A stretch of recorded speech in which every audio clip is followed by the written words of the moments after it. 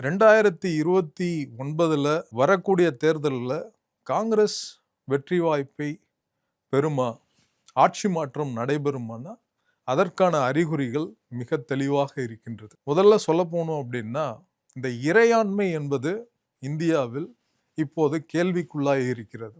இறையாண்மைனா என்ன அப்படின்னா, அது ஒரு பெரிய டீப்பான சப்ஜெக்ட். முதல்ல ஹோப்ஸின் வழியில் சமீபத்தில் நடந்த ஜந்தர் மந்தரில் நடந்த மாணவர்களின் போராட்டம், டெல்லியில் நடந்த மாணவர்களின் போராட்டம், பீகாரில் ஒரு மாணவர் போராட்டத்தில் ஒரு போலீஸ்மேன் வந்து AK-47 எடுத்து ஃபயர் பண்ணிட்டு ஓடுறாரு. அவர் இப்போ சஸ்பெண்ட் பண்ணியிருக்காங்க. ஆனால் இதெல்லாம் எதை குறிக்கிறது, எந்த வகையில் இவையெல்லாம் ஆட்சி மாற்றத்தை நோக்கி செல்கிறது அப்படின்னு நம்ம வந்து கவனிக்கணும். இப்போ ஒரு அரசாங்கத்திற்கு காவல்துறையை பயன்படுத்துவதற்கு உரிமை இருக்கிறதான்னா இருக்கிறது. அந்த உரிமையை தந்திருப்பது மக்கள். எதற்காக தந்திருக்காங்க அப்படின்றது தான் இங்கே அடிப்படை. அதற்கு ஹோப்ஸ் என்ன சொல்றாருன்னா, அரசாங்கம் இல்லைன்னா என்ன ஆகும் அப்படின்றத யோசிச்சு பார்க்கும்போது, life is poor, short, nasty, brutish, சாலிட்ரின்றார். ஒரு தனிமையான, இரக்கமற்ற, வறுமையான வாழ்க்கையை தான் மக்கள் வாழ முடியும். வயலண்ட்டாக இருக்கும்.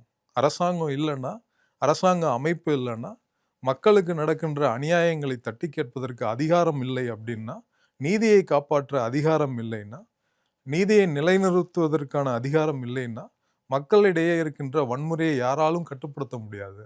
அதனால எப்பயுமே ஒரு அரசாங்கன்ற அமைப்பு தேவை. அந்த அமைப்புக்கு இறையாண்மைன்ற அதிகாரமும் நம்ம தரணும். அந்த இறையாண்மை மக்களை பாதுகாக்கும் அப்படின்றது இது ஒரு யதார்த்தமான நிலைப்பாடு. இப்போ இந்த நிலைப்பாடு எந்த அளவுக்கு இந்தியாவில் கேள்விக்கு உள்ளாகி இருக்கின்றது? இத்தகைய நிலைப்பாடு இந்திய அரசாங்கமும் மக்களால் ஏற்படுத்தப்பட்டிருக்கிறது. இந்திய இறையாண்மையும், இந்தியாவில் இருக்கின்ற இறையாண்மையும் மக்கள் ஏற்படுத்திய இறையாண்மை தான். அந்த இறையாண்மைக்கு இருக்கின்ற அதிகாரங்கள் அளவிலடங்காதவை.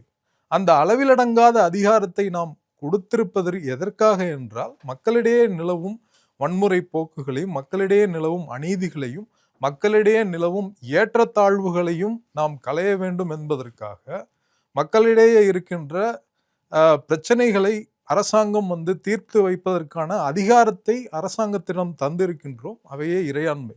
இன்னும் ரொம்ப தெளிவா எல்லாருக்கும் புரியுற மாதிரி சொல்லணும் அப்படின்னா, இந்தியாவுடைய ஏற்றத்தாழ்வு அப்படின்றது வந்து நீங்க எல்லா இடத்துலையும் வந்து என்னன்னா உணரக்கூடிய ஒன்றாதான் இன்னைக்கு இருக்கு. அதுல நம்ம வந்து என்னன்னா வெல்த்ன்னு எடுத்துக்கிட்டோம்னா, ஏற்றத்தாழ்வு பல வகைப்பட்டது. அரசியல்ல ஏற்றத்தாழ்வு இருக்கு, பொருளாதாரத்துல ஏற்றத்தாழ்வு இருக்கு, சமூகத்துல ஏற்றத்தாழ்வு இருக்கு. இப்போ அம்பேத்கர் கூட வந்து இந்தியாவை பத்தி சொல்லணும் அப்படின்றப்ப, இந்தியாவில் ஜனநாயகம் வந்துருச்சு, இந்தியாவில் தெர் இஸ் பொலிட்டிக்கல் டெமோக்ரஸி, எல்லாருக்கும் ஒருத்தருக்கும் ஒரு ஓட்டு கொடுத்துட்டோம். ஆனா இந்தியாவில் சமூகத்துல எங்க ஜனநாயகம் இருக்கு? சமூகத்துல ஒருத்தன் உயர்ந்தவன் ஒருத்தன் தாழ்ந்தவன்றது வந்து நம்ம கண்கூடா பார்க்கின்ற நிலைப்பாடாக தானே இருக்கு. அப்படின்றப்ப அரசியல்ல நம்ம வந்து ஜனநாயகம் அரசியல்ல இருக்கு அப்படின்றத நம்ம ரிசர்வேஷன் கொடுத்து வச்சிருக்கோம் இல்லையா? இப்போ வந்து குறிப்பா வந்து பட்டியலின மக்களுக்கு வந்து அரசியல் துறையில வந்து நம்ம வந்து அரசியல் துறையில ரிசர்வேஷன்ன்றது வந்து லெஜிஸ்லேச்சர்ல கொடுத்து வச்சிருக்கோம், கவர்மெண்ட் ஜாப்ஸ்ல கொடுத்து வச்சிருக்கோம், எஜுகேஷன்ல கொடுத்து வச்சிருக்கோம். எதுக்காக? சமூக ஏற்றத்தாழ்வு இருக்கு. அந்த ஏற்றத்தாழ்வு வந்து அரசியல்லையும் பிரதிபலிக்கும். அந்த ஏற்றத்தாழ்வை களைய வேண்டும் அப்படின்ற காரணத்துக்காக நம்ம வந்து இடஒதுக்கீடு கொடுத்து, ரிசர்வேஷன் கொடுத்து அவர்களுடைய உரிமையை பாதுகாக்கின்றோம். அது மாதிரி பொருளாதார ஏற்றத்தாழ்வுகள் இருக்கு.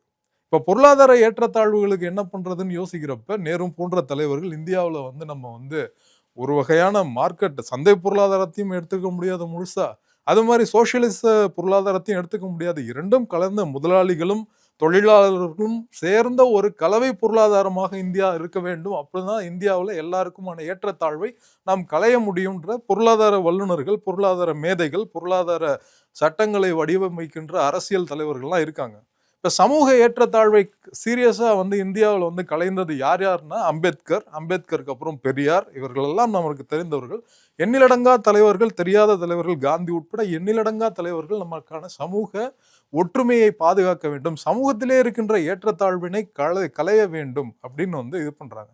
ஆனா இந்த ஏற்றத்தாழ்வுக்கான அமைப்பு ரீதியான ஏற்பாடுகள் தான் இவையே ஒழிய, இந்த ஏற்றத்தாழ்வுகள் என்பது என்றைக்கும் நீடித்த நிலைத்த தன்மையை மனித சமூகத்திலிடையே வைத்திருக்கக்கூடிய ஒரு தன்மையுடையது. இந்த ஏற்றத்தாழ்வை முழுமையாக நான் கலைந்து விடுவேன் என்று எந்த நாட்டிலுமே சொல்ல முடியாத நிலை. அதுவும் இந்தியாவில் இந்த ஏற்றத்தாழ்வு இன்றைக்கு மிகப்பெரிய அளவில் இருக்கின்றது. மிகப்பெரிய அளவில் இருக்கின்றதுன்னா மறுபடியும் எம்மராத டைலாக் தான். பாலு சொன்னான், மேலை நாட்டு தொழிலாளர்கள் அப்படி வாழ்கிறார்கள், இப்படி வாழ்கிறார்கள் என்று. மேலை நாட்டு தொழிலாளர்கள் அமெரிக்காவிலும் ஐரோப்பாவிலும் பிறந்தவர்கள், அவர்களுடைய தலைவிதி அப்படி. நீங்கள் இந்த நாட்டிலே பிறந்து விட்டீர்கள், உங்களுடைய தலைவிதி இப்படி அப்படின்னுவாரு. ஸோ இப்போ அதுக்காக தான் நம்ம வந்து என்னன்னா மேலை நாட்டு தத்துவ ஞானியான ஹோப்ஸை எடுத்து, அந்த ஹோப்ஸ் என்ன சொல்றாரு, இங்க இருக்கின்ற அரசியல் தத்துவத்திற்கு, நவீன உலகின் அரசியல் தத்துவத்திற்கான தந்தையே வந்து ஹோப்ஸ்ன்னு சொல்லுவாங்க. Father of modern political philosophy அப்படின்வாங்க. நம்ம பிசிக்ஸ் கெமிஸ்ட்ரினா ஆல்பர்ட் ஐன்ஸ்டைன், ஐசக் நியூட்டன் எல்லாரையும் நம்மளுக்கு தெரியும். ஆனால் வந்து பொலிட்டிக்கல் சயின்ஸ் ஹிஸ்ட்ரினா வந்து அந்த அளவுக்கு எந்த அளவுக்கு வந்து அதே வகையில் சயின்டிஃபிக் இன்வென்ஷன்ல எந்த அளவுக்கு வந்து மேற்கத்திய சமூகங்கள் உயர்வானதோ அதே வகையில் சமூக அறிவியலும் அவங்க உயர்வான கருத்துக்களை எல்லாம் வச்சிருந்தாங்க, அதற்காக போராடினாங்க. உங்களுக்கு வரலாறுல ஏகப்பட்ட நீண்ட நெடிய வரலாறுல நம்மை விட பல மடங்கு முன்தங்கி இருக்காங்க. ஸோ இப்போ அந்த நிலையில தான் நம்ம வந்து என்னன்னா அந்த கருத்துக்களை எடுக்கிறோம். இப்போ இந்த இறையாண்மை அப்படின்றது எதுக்குன்னா, இந்த ஏற்றத்தாழ்வுகளை அகற்றுவதற்கான அதிகாரத்தை அமைக்கின்ற ஒரு அமைப்பு, ஒரு என்னன்னா ஒரு ஏற்பாடு தான் இறையாண்மை அப்படின்ற தத்துவ அமைப்பு. இப்போ ஒருத்தரும் வந்து என்னன்னா அரசாங்கத்தை நோக்கி கையெடுத்து கும்பிடுவாங்க. நம்ம விஜயகாந்த் வந்து கேப்டன் விஜயகாந்த் சொல்ற மாதிரி இந்த நாட்டில் வந்து அடிக்கிறதுக்கான அதிகாரத்தை அப்பாவுக்கு அப்புறம் போலீஸுக்கு தந்திருக்காங்கன்னு ஒரு படத்தில் சொல்லுவார். டாக்டரை வந்து ஏன் கையெடுத்து கும்பிடுறாங்கன்னு சொல்லுவார். அது மாதிரி அரசாங்கத்தை வந்து மக்கள் வந்து கையெடுத்து கும்பிடுவாங்க. அரசாங்கத்தின் மீது நம்பிக்கையை மக்கள் வந்து அந்த அளவுக்கு வந்து எந்த அளவுக்கு வைத்திருப்பார்கள் அப்படின்னா, அரசாங்கம் தான் தன்னுடைய ஏற்றத்தாழ்வுக்கான நிரந்தர தீர்வை வைத்திருக்கின்ற ஒரே அமைப்பு. அதனாலதான் என்னதான் அரசியல்வாதிகளை நீங்க தவறா பேசினாலும், என்னதான் வந்து அரசியல் தலைவர்களை வந்து என்னன்னா தவறா வந்து பத்திரிகையில படிச்சாலும், அரசியல் அப்படின்றத என்னைக்கும் சமூகத்திலிருந்து மக்களுடைய மனதிலிருந்து கண்டிப்பாக பிரிக்கவே முடியாது. இந்த இடத்தில் சமீபத்தில் டெல்லியில் நடந்த போராட்டம் என்பது இந்த இறையாண்மை அமைப்பிற்கான, நம்ம இறையாண்மையில இந்த அதிகாரம் வந்து நம்ம வந்து அதாவது வந்து இந்த பிரச்சனைகள்லாம் நீங்க தீர்ப்பீங்க அப்படின்ற நம்பிக்கையில நம்ம கொடுத்த ஒரு அதிகாரம் இருக்கு இல்லையா, அந்த அதிகாரம் வந்து என்னன்னா இன்னைக்கு வந்து பாஜக வந்து மிகப்பெரிய கேள்வியை ஏற்படுத்திருச்சு. என்ன காரணம் அப்படின்னா, இந்த வினாத்தாள் கேள்வித்தாள் கசிவு என்பது இது வந்து சமூக ஒப்பந்தத்திற்கு அதன் மீதான தொடுக்கப்பட்ட போர். ஒரு கனவு அப்படின்னா, ஒரு மருத்துவம் படிக்கின்ற கனவு, என்ஜினியரிங் கனவு அப்படின்னா, அது வந்து ஒரு அதிகாரத்திற்கான கனவு மட்டுமல்ல, பொருளாதார அடிப்படைக்கான கனவு, ஏற்றத்தாழ்வுகளுக்கிலிருந்து விடுபடக்கூடிய கனவு. இதில் ஒரு நேர்மை இருக்க வேண்டும். இதில் ஒரு நேர்மையான அமைப்பு இருந்தால் மட்டும்தான் எளிய மக்கள் முன்னுக்கு வர முடியும் என்பதை பெரும்பான்மையான மக்கள் நம்புகிறார்கள். இன்னைக்கு வரைக்கும் ஒரு சாதாரண விவசாய குடும்பத்தில், இந்தியா வந்து ஒரு பெரிய விவசாய நாடு, இந்த நாட்டிலே நமக்கு இருக்கின்ற ஒரே நம்பிக்கை, அந்த மக்களுக்கு இருக்கின்ற நம்பிக்கை, நம்முடைய பிள்ளைகள் டாக்டராகவோ என்ஜினியராகவோ இல்லை ஐஏஎஸ் ஆஃபீஸராகவோ வருவாங்கன்றது தான். அந்த நம்பிக்கையிலே நம்ம வந்து என்னன்னா சமரசம் செய்து விட்டால், அங்கே வந்து கரப்ஷன் பண்ணா, அங்கே ஊழல் செய்தால் அது எதனுடைய பிரச்சனை என்பது மக்களுடைய நம்பகத்தன்மையின் மீதான பிரச்சனை. அரசாங்கத்தை மக்கள் நம்புவதற்கான ஒரு அடிப்படை நம்பிக்கையின் மீது தொடுக்கப்பட்ட போர். இப்ப இந்த நாட்டில் வந்து கிட்டத்தட்ட வந்து 74 கோடி பேர் இளைஞர்கள் இருக்காங்க. மாணவர்களோட பாப்புலேஷன்ன்றது, மக்கள் தொகை என்பது மிகப்பெரிய தொகை இந்தியாவை பொறுத்தவரை. இப்ப இந்த அடிப்படையில் வந்து இந்த ஜனநாயகத்தை இந்த இடத்துல வந்து அரசாங்கம் எப்படி கட்டுக்கோப்பா இதை வைத்திருக்கு அப்படின்னா, நீங்க வந்து ஒரு அரசியல் கட்சியா இருந்தாலும் சரி, எந்த அரசியல் கட்சியா இருந்தாலும் எளியவர்களுக்கு சீட்டு கொடுப்பாங்க. காங்கிரஸ் கட்சி காமராஜர் காலத்திலிருந்து, காமராஜர் சுதந்திர போராட்டத்தில் மிக நீண்ட காலம் வந்து சிறையில் இருந்தவர், மிக நீண்ட காலம் சிறையில் இருந்த தியாகிகள் மத்தியில் வளர்ந்த தலைவர் அவர். அன்றையிலிருந்து காங்கிரஸ் கட்சி இன்று வரை ஒரு கொள்கையை தன்னிடத்தை வைத்திருக்கிறது, எளிமையானவர்களுக்கு சீட்டு வழங்குதல். இன்னைக்கு கூட பார்த்தீங்கன்னா தமிழ்நாட்டை பொறுத்த வரைக்கும் எடுத்துக்கிங்களா, 2 மாநிலங்களவை உறுப்பினர்கள் இருக்காங்க. மிக சமீபத்தில் கிறிஸ்டபர் சார் ஒருத்தர், அதுக்கப்புறம் ரீசெண்டாக மிஸ்டர் பிரவீன் சக்கரவர்த்தி, இவங்க 2 பேருமே ராஜ்யசபா மெம்பர்ஸ்.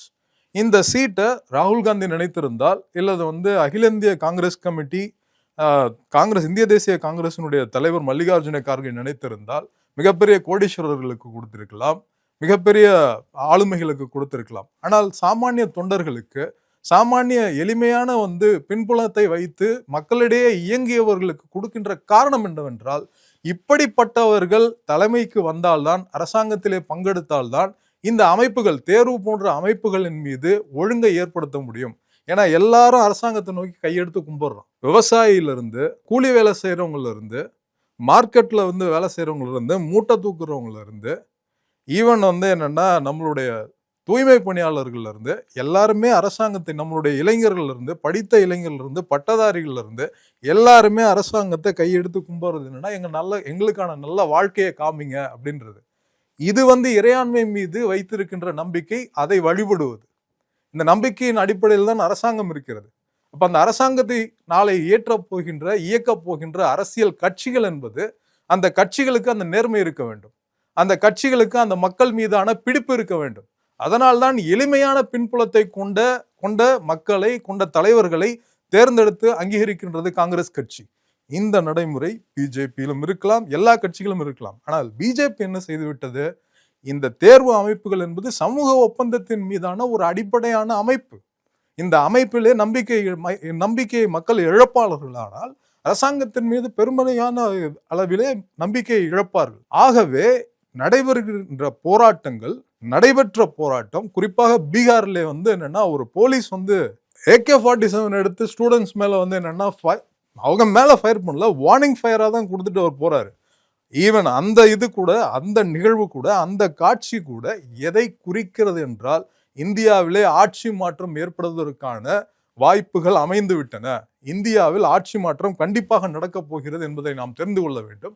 காங்கிரஸ் கட்சி சித்தாந்த ரீதியாக, தத்துவ ரீதியாக, அரசியல் தத்துவ ரீதியாக மக்களிடையே விழிப்புணர்வை ஏற்படுத்தினால் 2029 கண்டிப்பாக ராகுல் காந்தி அவர்களின் தலைமையில் நாம் ஒரு மிக சிறப்பான அரசை, காங்கிரஸ் அரசை இந்தியாவிற்கு அமைக்க முடியும் என்பதை நாம் தெரிந்து கொள்ள வேண்டும். நன்றி, வணக்கம்.